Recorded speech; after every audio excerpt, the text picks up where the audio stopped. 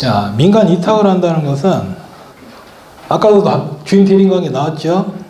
국민이 국회 뽑아놨고 국회가 행정관료 감시해야 되는데 행정관료가 자기가 안 하고 민간에게 다시 위탁해놨죠. 주인 대리인 그대로 나타나는 겁니다. 근데 행정관료가 수행하는 게 아니라 민간 조직에 위탁해놨으니까 걔네들 감시 통제하는데 또 비용 들어가고, 또 민간업체는 민간업체대로 도덕제의가 나타나겠죠. 나는 뭐 돈 받은 만큼만 해야지 하는데 돈 받은 만큼만 해도 괜찮죠. 근데 그것도 안 하려고 한다 이거죠. 이윤을 더 챙기려고 하기 때문에 행정 쪽에서 감시 통제가 제대로 안 되면 불성실한 서비스 제공이 이루어질 수도 있죠. 그래서 역대리인으로는 대리인 문제 해소를 위한 민영화가 오히려 대리인 문제를 더 심화시킵니다.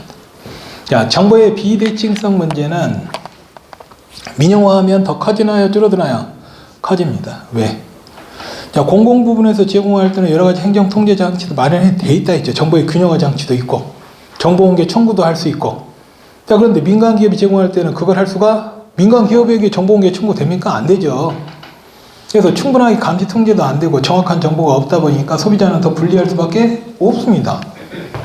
그래서 일반적으로는 이 역대리인 이론처럼 도덕적 해이 문제가 더 확대되면서 위탁받은 민간 업체가 성실하게 서비스를 제공하지 않을 가능성이 커지죠. 그래서 결론은 개념 알아두시고 결론을 알아두라 이겁니다. 얘네들은 거듭되는 주인 대리인 관계를 청산해서 도덕제의를 줄이는 방법으로 공기업을 완전 매각했을 때, 자, 그런 이점이 있다는 거지만 여기는 오히려 민간 위탁 같은 방식을 활용했을 때는 도덕적인 문제가 더 심화될 수 있다, 이런 주장이다. 역으로 대리인 문제가 커진다는 것이고요. 여기는 거듭되는 대리인 문제를 해결하기 위해서 민영화를 시키자는 주장이 됩니다. 자, 이제 단점 같은 경우는 통제나 책임 확보가 힘들다. 또 책임성이나 공신력도 떨어진다. 또 수익성을 너무 강조하다 보면 사기 약자를 위한 서비스 제공이 제대로 안 될 수도 있고 서비스 수준이 낮아질 수도 있고, 또 서비스 공급의 안정성, 또 거래 비용이 증가한다. 이 말은 아까 얘기했듯이 정보의 비대칭성 문제가 커지는 겁니다. 거래 비용이라는 것은 거래에 필요한 정보 같은 거 이런 것들을 다 확보하고 원만한 거래가 이루어지게 하는 모든 비용을 다 포함하는 겁니다. 자, 정보의 비대칭성이 더 심화되기 때문에 정보 확보 비용이라든가 이런 것들이 늘어나서 거래 비용은 더 증가되죠. 부패 발생 가능성이 일반적인 경우는 아닙니다. 이건 이제 공기업 매각을 하는 경우에 매각 대상 기업 선정 시의 문제이고요. 자, 취업 기능도 위축된다 했는데 만약에 코레일을 민영화시키면 제일 먼저 뭐 할까요? 구조조정부터 하죠. 자, 인원부터 삭감시켜버리겠죠. 자, 대부분 공공부문에서 민영화 이렇게 되게 되면 인원 삭감부터 합니다.